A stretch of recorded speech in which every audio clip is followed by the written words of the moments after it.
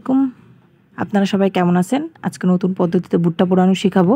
প্রথমে একটা বাটিতে বিট লবণ নিতে হবে, একটু সাদা তেল নিতে হবে, আর একটু শুকনো মরিচের গুঁড়া নিতে হবে। ভালো করে মিক্সড করতে হবে। একটু লেবুর রস নিতে হবে, ফ্লেভারটা ভালো আসবে।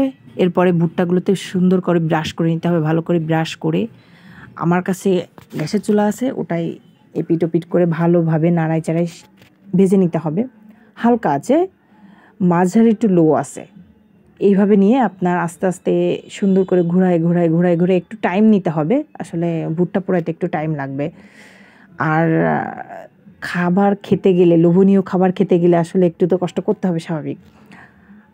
আর আপনাদের কাছে যদি কাঠের বা খড়ির যে কয়লাটা আছে, সেই কয়লা যদি থাকে, তাহলে তো কোনো কথাই হবে না, ওটাতেই আপনারা পোড়াবেন। ওটাতে আরও বেশি টেস্টি হবে, দেখবেন ওটাতে আরও বেশি খেতে মজা হবে।